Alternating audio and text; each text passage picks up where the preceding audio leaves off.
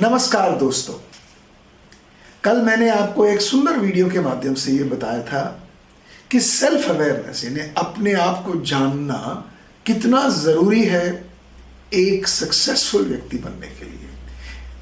और इसमें मैंने आपसे कल कहा था कि हताशा और निराशावादी व्यक्ति में और आशा और संभावना वाले व्यक्ति में क्या अंतर है। हमने कल बात भी इसके बारे में की थी और मैं आज थोड़ा सा इसी के ऊपर कुछ और डिटेल्स आपको देना चाहूँगा। मेरा व्यक्तिगत मानना है, जो मैंने पिछले कुछ वर्षों में अनुभव किया है, जो मेरी भी अपनी एक्सपीरियंस रही है, कि जीवन के लिए, सफलता के लिए, जीवन में आगे बढ़ने के लिए सेल्फ अवेयरनेस का होना बहुत ज़रूरी है। Enhanced level of self awareness, multi dimensional self awareness होना बहुत ज़रूरी है। और इस अवेयरनेस में कल हमने बात की कि हमारे जो थिंकिंग प्रेफरेंसेस हैं, ऑप्टिमिस्टिक थिंकिंग प्रेफरेंसेस हैं और पेसिमिस्टिक थिंकिंग प्रेफरेंसेस हैं। कल जो हम बात कर रहे थे जिसमें हमने कहा निराशा और हताशा, अगर हम देखें तो निराशा और हताशा में हमें ऐसे कोई फर्क तो नहीं दिखता, लेकिन निराशा और हताशा में फर्क है। जहां हताशा का शब्द हत यानी हताशा हत से निकलता है, हत का मतलब हत्या, यानी जहां आशा की हत्या हो चुकी हो। निराशा मतलब न जहां हमें बिल्कुल अब आशा दिखती नहीं है, जहां आशा का अभाव हमें दिखता है, जहां हमें लगता है कि आशा बड़ी कम है, ये फर्क है। वहां अभी भी पॉसिबिलिटी है, वहां लगता है कि आशा नहीं है, लेकिन हताशा में हमें आशा का कोई संभावना नहीं दिखती। ये फर्क है हताशा में और आशा में। इसीलिए हम कई बार लोगों को कहते हैं हताश मत हो, निराश मत हो। हम ऐसा कहते हैं, हताश नहीं कहते, क्योंकि हताश के बाद कुछ बचता नहीं है और हताश के बाद व्यक्ति को अपना जीवन व्यर्थ लगता है। तो हमें ये समझने की आवश्यकता है कि यह हताशा और निराशा का मूल सूत्र क्या है, क्योंकि अगर हमें इसे जीवन से खत्म करना है, अगर हमें अपने जीवन में पॉजिटिविटी लानी है, अगर हमें अपने जीवन में कोई स्टेबिलिटी लानी है, कोई स्थिरता लानी है, तो हमें यह समझना पड़ेगा कि ये हताशा और निराशा को जीवन से भगाए कैसे। लेकिन एक बात याद रखिएगा, हताशा और निराशा का एक मूल सूत्र आशा में है। ये जानना बड़ा जरूरी है, क्योंकि हमारी आशा यानी हमारी होप, हमारी एक्सपेक्टेशन ही हमारी निराशा और हताशा का एक बहुत बड़ा कारण है। इसलिए अब देखिए, हम जीवन में हर परिस्थिति में एक्सपेक्टेशंस के साथ जीते हैं और ये एक्सपेक्टेशंस हमें अपने परिवार से होती हैं, अपने माँ बाप से होती हैं, अपने स्पाउसेस से होती हैं, अपने बच्चों से होती हैं, अपने ऑफिस से होती हैं, समाज से होती हैं, लोगों से होती हैं, सरकार से होती है। हर किसी से हम कोई न कोई प्रकार की अपेक्षा, एक्सपेक्टेशन रखते हैं। और दुनिया में 7 बिलियन लोग रहते हैं दोस्तों। 7 बिलियन लोगों की 7 बिलियन एक्सपेक्टेशंस हो सकती हैं।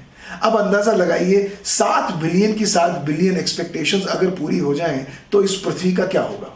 तो इसलिए ये जानना बहुत जरूरी है कि हमारी हताशा और निराशा का जो मूल सूत्र है वो आशा में ही है कहीं पे, क्योंकि जहां केवल आशा के कणों के ऊपर जीवन हम जी रहे हैं, वहीं पे से निराशा और हताशा का जन्म होता है, क्योंकि सारी आशाएं सबकी पूरी नहीं होती कभी भी। इसलिए बहुत जरूरी है दोस्तों, सबसे पहले ये जानना कि हम इस हताशा और निराशा के वातावरण से बाहर कैसे आए।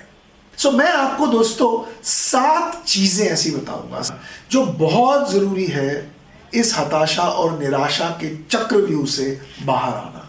पहला, जैसे मैंने आपको कहा कि एक्सपेक्टेशंस, जो आशाएं हैं, जो होप्स हैं, जो अब हम टकटकी लगा के बैठे होते हैं कि ये होप्स हमारी पूरी हो जाएं, या तो हमें एक्सपेक्टेशंस को मिनिमाइज करना है, या हमें उन्हें मैनेज करना है, या हमें उन्हें मॉडिफाई करके खत्म कर देना है।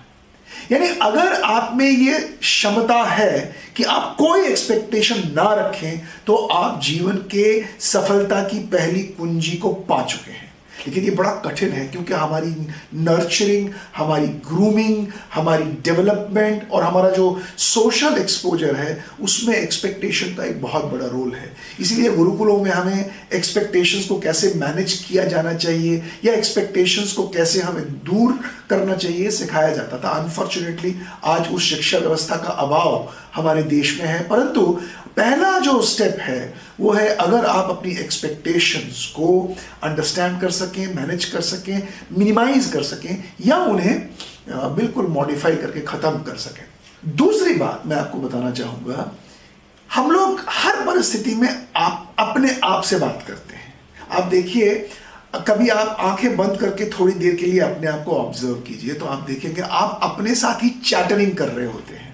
कुछ भी हो रहा हो, कोई बात हो जाए, कोई व्हाट्सएप पे मैसेज आ जाए, कोई फेसबुक पे कोई कमेंट आ जाए, किसी व्यक्ति ने कोई अच्छी बात कह दी, किसी व्यक्ति ने कोई बुरी बात कह दी, हमारा माइंड एकदम इंटरनल चैटरिंग में चला जाता है। यानी हम देखें अपने माइंड को तो वो डिस्कशन में अपने आप चला जाता है और वो अनुमान लगाना शुरू कर देता है। हमारी दूसरी जो सजेशन है वो ये है कि हमें अपने माइंड के इस चैटरिंग को, इस डिस्कशन को ऑब्जर्व करना है और देखना है कि ये चैटरिंग हो क्या रही है और इसको नेगेटिव या पॉजिटिव की पर्सपेक्टिव से हमें देख के कंट्रोल करने की आवश्यकता है। और जहां तक मैंने कहा कंट्रोल करने की आवश्यकता है, हमें अपनी सेल्फ टॉक जो हम अपने आप से बात कर, अरे ऐसा हो जाएगा, हमने कुछ देखा, किसी ने कुछ कमेंट मारा और हमारे माइंड ने हमें बोलना शुरू कर, देखो ये कमेंट तो इसने इसीलिए दिया था क्योंकि इसके मन में ये बात है। ये चैटरिंग शुरू हो गई। किसी आदमी ने कोई चीज आपको दिखाई या कोई फेसबुक पे डाल देता है, कोई व्हाट्सएप पे डाल देता है या कहीं पे कोई डाल देता है, हमारा माइंड एकदम बड़ा अपने आप से हमारे साथ बात करना शुरू कर देता है और हमारे को ट्यूटर करना शुरू कर देता है। तो दूसरी बात यह है, माइंड की जो सेल्फ टॉकिंग है आपके साथ, उसे मॉनिटर करें, उसे देखें और उसे ऑब्जर्व करें। हाँ, एक बात मैं फिर से दोहराना चाहूंगा, गुरुकुलों में हमें हमेशा अपने आप से चर्चा करना सिखाया जाता था, अपने आप से बात करना सिखाया जाता था।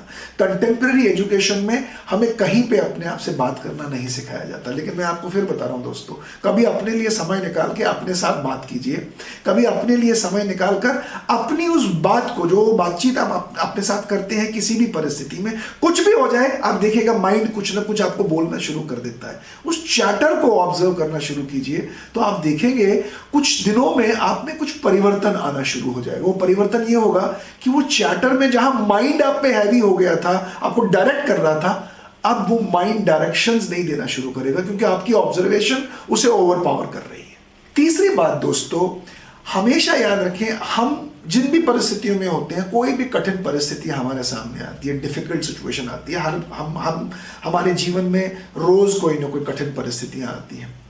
हर परिस्थिति में एक जो माइंड का अप्रोच है, या तो वो प्रॉब्लम ड्रिवन अप्रोच है या वो सोल्यूशन ड्रिवन अप्रोच है। मेरा आपको सुझाव ये है, जब भी आप किसी ऐसी परिस्थिति में हो जहां आपको लगता है बड़ी डिफिकल्ट सिचुएशन है, आप सोल्यूशन पॉइंट ऑफ व्यू से हमेशा अपनी कॉन्वर्सेशन, अपनी डिस्कशन, अपनी माइंड चैटरिंग को एंगेज करें।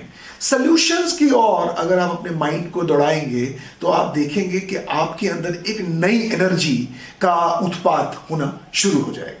चौथी बात दोस्तों आपको बताना चाहूंगा कि कभी भी जिस भी परिस्थिति में आप हों, जब भी आप कोई चीज के साथ एंगेज हो, किसी ग्रुप के साथ एंगेज हो, लोगों के साथ एंगेज हो, ऑफिस में एंगेज हो, कहीं पे भी एंगेज हो, अपने पेरेंट्स के साथ, फैमिली के साथ, पास्ट और प्रेजेंट को हमेशा मॉनिटर करें। हमारे माइंड की सबसे बड़ी प्रॉब्लम क्या है, 90% ऑफ टाइम हम लोग या तो प्रेजेंट में फ्यूचर में रहते हैं या हम पास्ट में रहते हैं। आप कभी अपने आप को ऑब्जर्व करना, किसी कॉन्वर्सेशन में आप देखेंगे कि आप उस कॉन्वर्सेशन में या तो फ्यूचर में पहुंच गए हैं या पास्ट में पहुंच गए हैं। ये याद रखिएगा, फ्यूचर एंजाइटीज क्रिएट करती है और पास्ट डिप्रेशन क्रिएट करता है।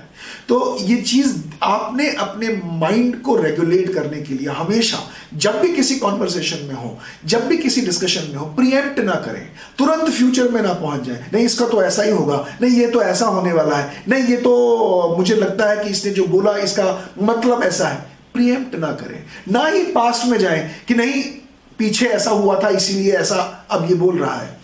ये एक बहुत बड़ी बीमारी भी है कि जैसे ही आप अपने माइंड को अनकंट्रोल्ड छोड़ देते हैं तो माइंड या तो फ्यूचर में जाएगा या पास्ट में जाएगा, क्योंकि माइंड की नर्चरिंग बचपन से ऐसी ही हुई है। प्रेजेंट में रहने की माइंड को ट्रेनिंग नहीं दी गई है। आप भी इसको ट्राई करें, जब भी आपके सामने परिस्थिति हो इस चौथे नुस्खे को अपनाएं कि माइंड को ना तो फ्यूचर में जाने दें ना पास्ट में जाने दें, माइंड को प्रेजेंट में रखें और प्रेजेंट में बैठ के सोल्यूशन ढूंढें। पांचवी बात आपको बताना चाहूंगा दोस्तों, अपने आसपास जिस भी ग्रुप में आप रहते हैं, कबीर दास जी कहते थे, कबीरा संगत साधु की हरे और की व्याधि, संगत बुरी असाधु की आठों पहर उपाधि।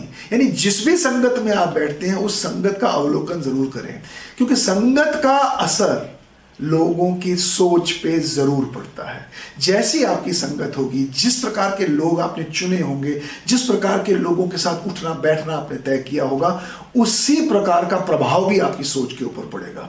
तो अपनी संगत का भी एक एनालिसिस करें और देखें कि इसमें आशावादी, निराशावादी, हताशावादी या संभावनावादी लोग कितने हैं। संभावनावादी लोगों के साथ ज्यादा से ज्यादा जुड़ना कोशिश करें। छठी बात दोस्तों, जब भी आपके अंदर हताशा या निराशा का भाव आए, हमेशा याद रखें आपने अपने जीवन में, अपनी यात्रा में अभी तक कुछ न कुछ अच्छे, कुछ न कुछ सक्सेस के, छोटे मोटे सक्सेस के काम किए होंगे, उन्हें याद करें। जैसे ही आप निराश हो, अपने आप को याद दिलाएं, मैंने ये काम भी किया है, मैंने ऐसा भी काम किया है, ताकि उस परिस्थिति से बाहर आए। हमें पास्ट में नहीं जीना है, लेकिन अगर हताशा की परिस्थिति आए, निराशा की परिस्थिति आए, तो अपने आप को सेल्फ मोटिवेट करने की भी आवश्यकता है। तो उन कणों को, उन पलों को याद करने की जरूरत है जिन पलों में आपने कुछ अच्छा किया हो। और दोस्तों सातवीं बात जो मैं आपको कहना चाहूंगा, हर दिन जीत का दिन नहीं होता, हर दिन सक्सेस का दिन नहीं होता, हर दिन नहीं हम जीत सकते। इसलिए याद रखें, कोई दिन बुरा भी हो सकता है और कोई दिन अच्छा भी हो सकता है। जब बुरा दिन आए तो अगले दिन फिर खड़े हो जाएं। It is not important how many times you fall. What is important is how many times you get up. So get up and find the way next day.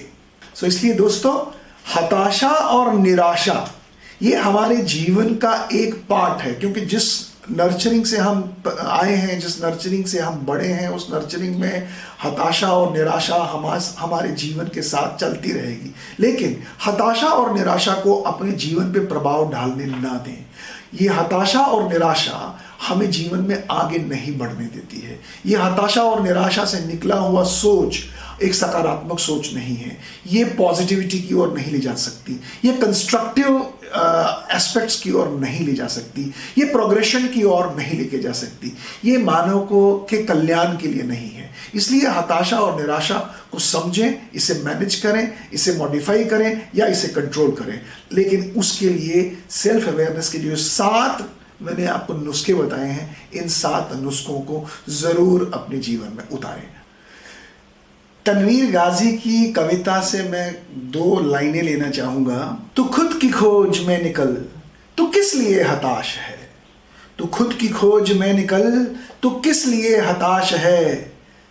तू चल, तेरे वजूद की समय को भी तलाश है, समय को भी तलाश है। नमस्कार।